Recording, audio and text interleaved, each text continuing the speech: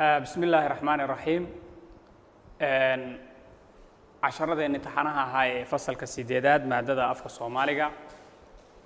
ما أنت وحن قاعدين عطب كصدحات 10 كيس كوات. وحنكون بردنا هذه إلى هي إذا ككدجو حرفة قرالك بينكو دجانينا. قبل كأسور كيسو هالك إذا كم وضع وحقوريا ورقد يضع بقشة السنة صور كذي وكا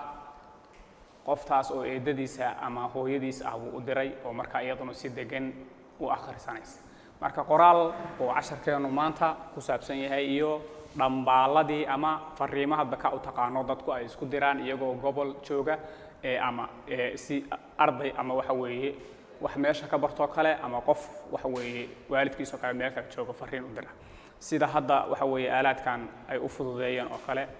arrimuhu waa hore uma fududaan jirin oo waa caakiraan jiray oo qof baa waxa weeye fariimaha la isugu dhiibi jiray laakiin maanta waxa weeye taleefankaas wax walba waxa weeye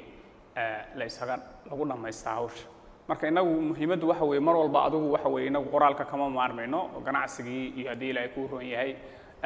dadkii oo doodaya oo kale ama hadii la ku roon yahay maxkamadihii oo dadku kala dacwoonayaan iyo waxyaalo badan baa waraaqaha la isugu qoraa marka ma yara warqadaha marka waxaan rabnaa inaynu ogaan qorista marka dhambaalada waxa weeye waa badan tahay dhambaalada la qoray aad bay u badan yihiin dhambaalada marka dhowr qaybood bay noqon karaan dhowrka qaybood waxa ugu horeeya qorista waraaqaha cabashada oo kale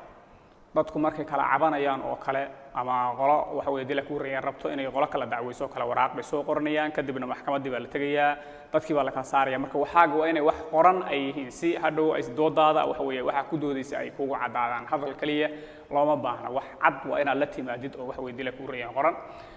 qorista waraaqaha codsiga shaqo baa kamid oo ah maanta muhiimadeenu inaynu ka hadalno codsi shaqo adigu arday baa tahay fasalkii waxa ku dhamaaday sideedaad ama fasalkii foorka kala ku dhamaaday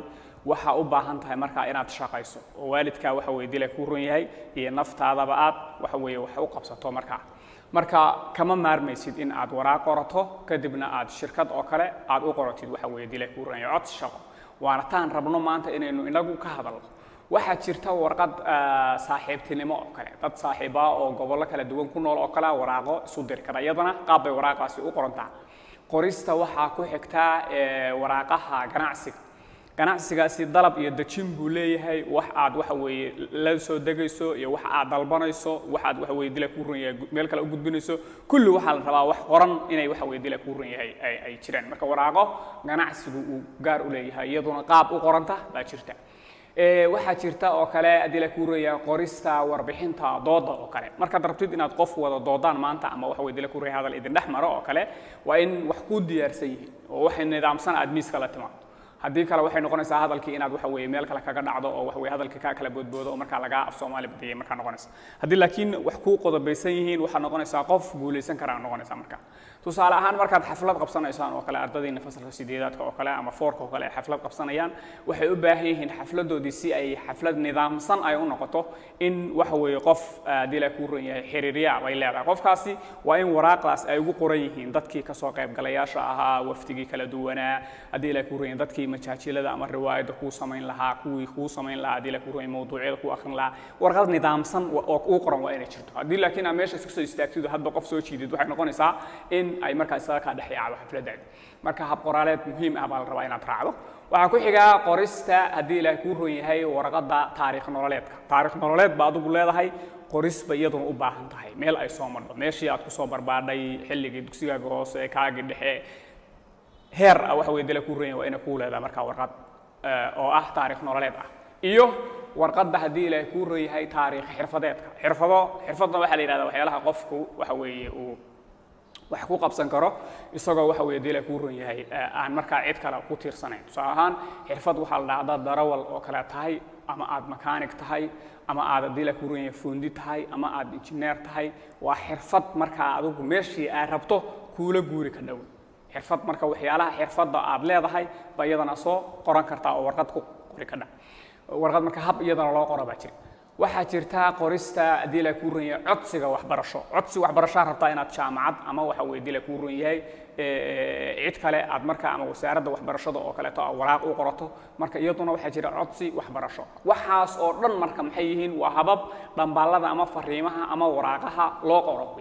laakiin inaga muhiimadda aan maanta leenahay waxa weeye oo aan rabo ardayga 8ka iyo kan 4ka ah inay ka faa'iideysan karaan waxa weeye habka warqadda codsiga loo qoro iyo qaabka ay leedahay kuwa kale waxay kaga duwan tahay tusaale ahaan waraaqda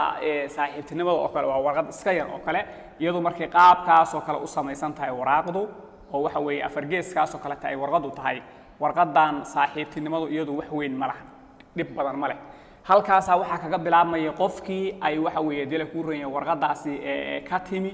oo kale ama iyo qofkii ay waxa weeye dila ku reeyay ku socotay labadii qof kadibna xogtii baa halka gelinaysa xogta marka aad meesha gelinayso nidaamka uu qoraysay waa inuusan ka khaldamin warqadu waxay leedahay meel ay ka bilaabato oo waraaqda qaybta ararta ay kaga qoran tahay oo hore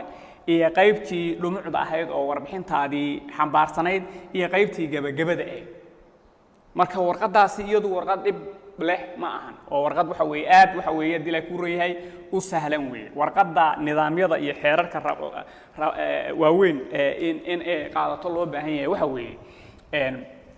warqada aan rabno inaynu maanta qorno oo ah warqada codsiga shaqada markaad rabtid inaad codsi shaqo aad samaysato qaabkii aad warqadaadaas u raaci lahayd baa la rabaa inaad markaa aad ogaato way taasaan rabnaa marka inaynu isla arag waayahay qorista marka dhambaalada haddaynu dhambaal ka dhahno oo qeexno tusaale ahaan waxa weeye waa laan muhiim ah baa leeyahay waa laan ka mid ah cilmiga barashada qoraalka barashada yacni qoraalka laan ka mid ah weeye waana cilmi muhiim ah loona baahan yahay baa leeyahay inuu qoraagu barashadiisa bilaabo xilli hore yacni marka xilli hore la leeyahay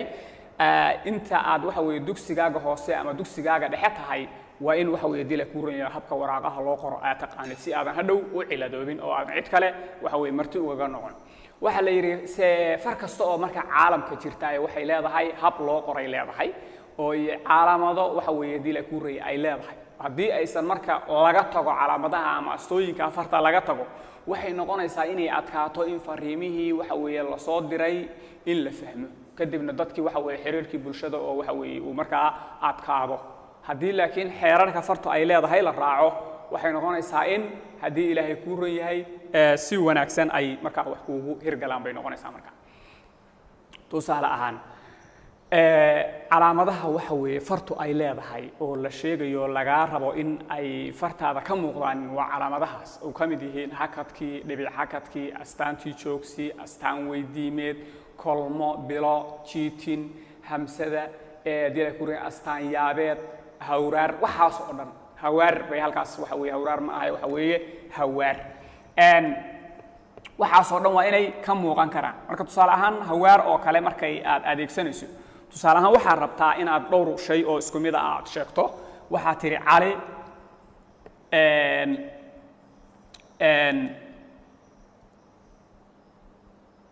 marka aan waxaan ka hormarinayaa waxa la yiraahdaa hakadka mar wuxuu noqon karaa kor buu gali karaa calaamad marna waxay maran kartaa hoos bay mari kartaa markay hoos marayso oo kaleeto waxaad rabtaa inaad tiraahdo cali xuseen xamdi saasoo kaleeto marka halkaasoo kale ay gelaysa marka u dambayso oo qofka ku sixigo kale baa marka waxaad adeegsanaysaa marka iyo hebel oo kale dhahaysaa marka waxay noqonaysaa in qaabkaasoo kaleeto marka ay ku noqoto tan kale oo waxa weeye marka ay kor mari kadhana tusaale ahaan waxa rabtaa inaad qodid xooluhu maanta waa biyo la'aan oo kale ah qodid biyo la'aan oo kale oo saasoo kale tahay oo qodid marka qaabkaasoo kale marka daa qodid xeerarkii marka farta bay ka baxaysaa marka waa inaad halka calaamadu ay marka kor bay marka saasoo kale noqonaysaa marka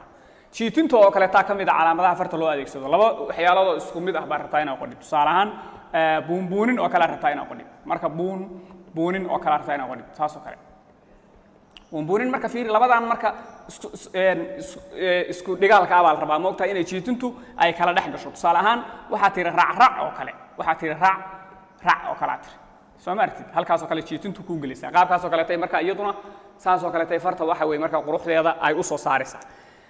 kuwa kale oo dhan markaa waxa weeydi la ku reeyay qaabka noocaas oo kale taabay u shaqeynayaan almuhim waxa weeye astada farta ama waxa weeye calaamadaha oo fartaada qoraalka aad u yeeshay waxay ka dhigan tahay dharkii waxa weeye aaxirayd oo kale daatiraada xaflad baan ka qayb galaya oo aan dhar xirayn baan imaanaya dadka ka cararaya Soomaa haddii waxa weeye aad si fiican u soo labisatana waxay noqonaysaa in lagu soo dhaweeyo tusaale ahaan marka haddii fartaadu far qurux badan ay tahay si fiican baa loo akhrinayaa oo lagu dhiiranayaa in la akhriyo hadday laakiin far aan astooyin lahayn oo xarfiyi waaweynaa iyo kuwa yaryaraa iyo wixii ay isku dhaxaqladay ay noqotana waxay noqonaysaa in markaa fartaadii laga cararay markaa noqonaysa marka waxa la rabaa in aad astooyinka farta aad ka tagin waaya qodobada marka haddii ilaahay ku ron yahay ka reeban qofka shaqada codsanaya ama shaqadoonka ah baa waxa rabaa inaan ku sheego markaad rabtid inaad shaqo raadiso waa inaad ka dheeraataa qodobada halkan ku qoran oo aan qoraalkaaga aadan ku soo darin marka qodobka koowaad wuxuu ku leeyahay xeerka farta horta marka u horeysa waa inuu ku samaysan yahay xeerkii farta waa inaad ku taagantahay oo farta astooyin bay leedahay waxa weeye xaraf weyn iyo xaraf yar bay leedahay waa inay taas ka dhameystiran tahay aadna ka dheeraatid xarfaha la soo gaagaabiyo oo dadku ay soo gaagaabshaan waxaasi waa waxa way dila ku tusaale ahaan qof baa raba inuu qoro walaal qoro saas oo kale tay u qorantaa saas oo kale u soo qoraya marka saas oo kale hadaa u soo qodhid cidina kuma fahmayso waxa kan adiga iyo cidii warka waxa way dila ku ranyahay asla daatihiin ba kula garanaysa laakiin cid kale oo waxa way dadka waaweyn oo xeerarka farta wax ka yaqaanay waxa way waa kugu qabsanayaan marka waxay noqonaysaa marka in fartaadii ay dhaawac marka qoraalkaaga u geysato dhanka kale waxa qodobka kale labaadi uu noqonayaa qaabka warqadda loo sameeyo codsiga in qaabkaasina uu ku sameeysan yahay qaabka warqadda codsiga loo sameeyo waa in aad soo buuxisid iyada labada qodob waxa qodobka saddexaad ku noqonaya in aad iska ilaaliso inaad isboonbooniso markaad warqadda aad iska qorayso tusaale ahaan aad tiraahdo nin balaaya abaan ahay nin la heli kara ma ahi waxa weey dila kuri inta soo shirkadood ba isku kay haysta waxa weey nin aan waxa weey nin u dhiga la arkin baan ahay hadda saa isu faaniso yaani qofka kan shirkadda maamulaha ka ahay ma raadinayo qof noocaas oo kale taa sababtoo waxa weeye berri ka maalin shirkadda kale oo timaada dalka baad saas oo kale inta ugu sheekaysid baad shaqadiisii oo dayacan marka aad ka tagaysaa qodobka saddexaad wuxuu noqonayaa in aad soo bandhigto warqadaada codsiga shaqada aad ku sheegto waxyaalaha aad xiisayso iyo waxa aad jeceshahay tusaale ahaan waxaad tiri ciyaarahan xiiseeya ama waxaan jecelahay dalxiiska oo kale taas haddaa ku soo qodhi warqadaada codsiga marka iyadana waa laga tagayaa sababta waxa weeye haddaad dalxiiska ka hesho goortay roobabku da'aanin shaqadii shirkadoo socota baa iska tagaysa kadibna shaqadii baa dayacaysa haddii waxyaalaha aad jeceshahay meesha aad ku soo qodho tusaale ahaan tiraahdo ciyaarahan ka hela ciyaaraha qayb baa 2 saac oo habeenimo soo dhici kara markaasaad waxa way hurdo kula tagaysaa 6 aroornimada waxa laga rabaa in salaada marka laga soo baxo waxa laga rabaa inaad shaqadii gasho waxa way hurda kula tagtay shaqadii waa dayacday marka labada qodobna iyadana waa inaad iska ilaalisid qodobka u dambeeya waxa way inaad warqadaada codsiga shaqo ku raadiso lacag aad tiraahdo lacag baan doonayaa anigu shaqada waxaan u imi inaan lacag helo aad tiraahdo maxaa taasna ka soo baxaya ta goortu jeebka u buuxsamo shaqadii oo naga dayacanee naga tagay marka iyadana waxa weey inaan meesha ku xistid lama rabo qodobadaas oo dhan baa waxa laga rabaa in aad warqadaada aad ka tagtid markaad rabtid waxa weey dila ku ran yahay in aad tahay qof codsada shaqo ah way warqadda marka codsiga shaqo qaabka ay u samaysan tahay baan rabnaa marka inaynu aragno si aad adigu aadan u khaldabin hadhow way warqadda markay afartee waxa weey dila ku reeyahay boggaas oo kale ay qaabkaas oo kale u samaysan tahay oo saas oo kale ay u samaysan tahay waxa laga rabaa warqadda geeskeeda dhankeeda halkaas ah waxa le adiga iskale adigu marka maxaa ku qoranaysaa marka waxa ku qoranaysaa code numberkaagi ama lambarka adiga serialka ku ah ee ku gaarka ah tusaale ahaan waxa ka soo qaadaa B12 oo kale xaafadda adigu aad joogto oo kale waa ku qoratay oo hodan oo kale waxa ku qoratay magaalada aad joogto kale ku qoratay iyadana magaceedii baa ku qodhay taariikhdii waxa weeye warqadaas waxa weeye aad diraysay baa iyadana ku qodhay attribution afraad oo kale 2020 oo kale iska dheh halkaas oo kale markii intaas oo kale adigu aad ku qoratay warqadii xayeysiiska ahayd ee shaqada lagu soo xayeysiiyay iyaduna lambar serial lambaraha bay leedahay lambarkan serial lambarka waxaan kugu siinayaa adiga waxa weeye dad badan baa shaqadan soo codsanaya adiga kaliya ma soo codsanaysid tusaale ahaan waxay kaa caawinaysaa taasi magacaaga iyo warqadaada inay islahaadaan hadhow sida hadda ardada marka imtixaanka laga qaadayo shahaadiga oo kale arday walba lambar u gaar ah buu leeyahay magaciisina waa ku qoran yahay marka lambarkiisa iyo natiijadiisa iyo waxaas hadhow la isla raadinaya si aan hadhow wax khalad ay u dhicin marka dad badan baa shaqada soo codsanaya waxa la rabaa inaad warqadaadii ku habaysnayd iyo magacaaga iyo waxaagii ay isu kala haadaan lambarkaaga marka waa inaad adigu gaarka ah leedahay waaya shirkadda ka soo qaad marka xayeysiiska soo samaysay geeskaas markii warqadda adiga dhinacaas ay kuugu samaysantahay adigu geeska lahaad halkaas ku qoratay waxaagii adiga kuu gaarka ahaa meeshaa la siman baa waxaa ku qoranaysaa haddii ilaahay kuu ron yahay iyadana waxaa ku qoraysaa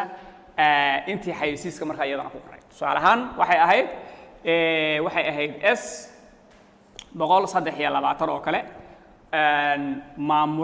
shirkadda maamulaheedii baa waxa weeye ku qoran iyo waxa weeye haddii ilaahay kuu ron yahay magaaladii markaa uu joogay tusaale ahaan ka soo qaad inuu joogo Burco oo kale saasay markaa ugu qoran tahay halkaas soo ma jeedin qaybtaas inta labada khaanadood markaa samayso oo midii warqadda xayeysiiska ee shirkadda soo codsatay ah iyo tii waxa weeye adiga kuu gaarka ahayd samaysay halkaas markaa waxa ku qoraysaa geeska meesha ka hooseysa mudane oo kale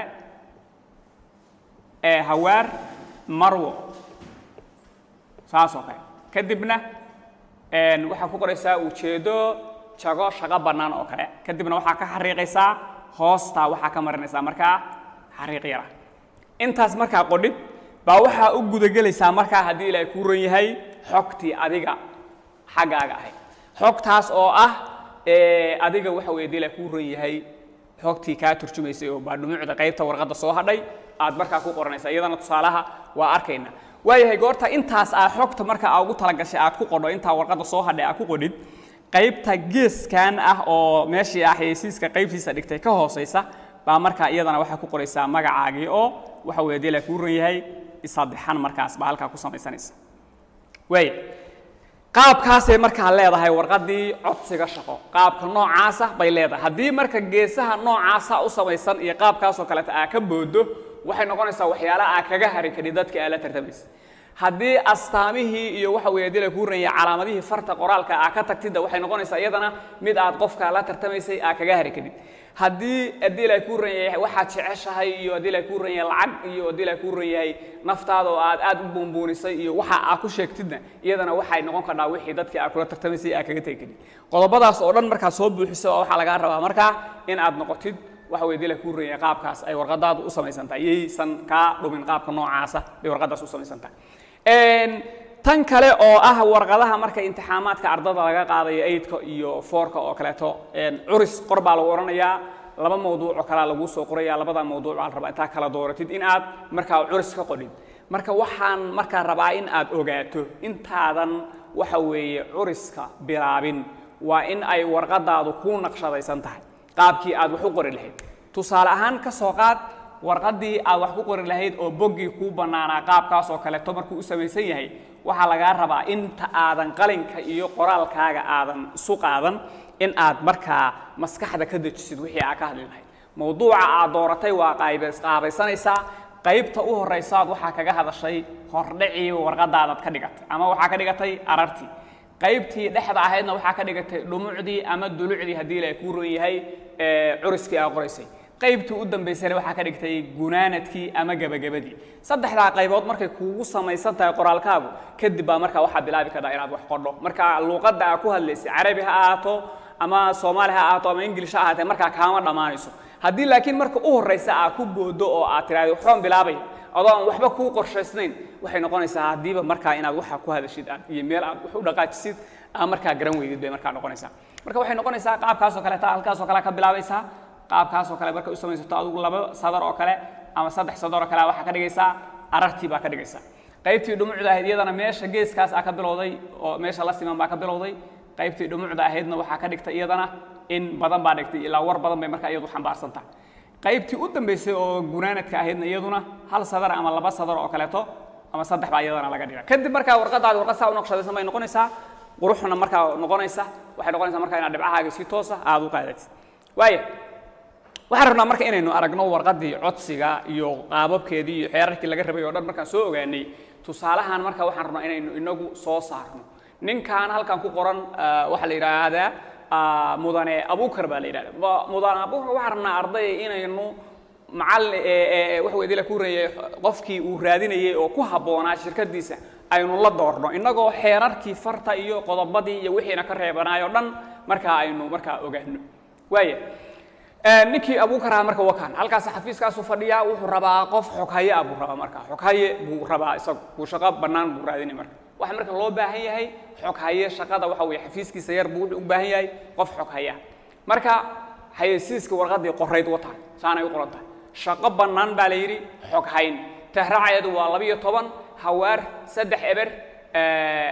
hawaar 2 waa tahraaci warqada waxa la yiri qof daayir ayaa loo baahan yahay wax khibrad ahna lagu xirimayo ugu yaraan takhaasuskiisu waa inuu noqdaa qofkan inuu computerka si fiican wax ugu qori yaqaana awoodi karaana inuu isticmaalo wordka aan excelka awoodi karaa inuu ku hadlo luqadda Englishka waana fursad baa la yiri hadii uu maareyn karo qalabka taleefanada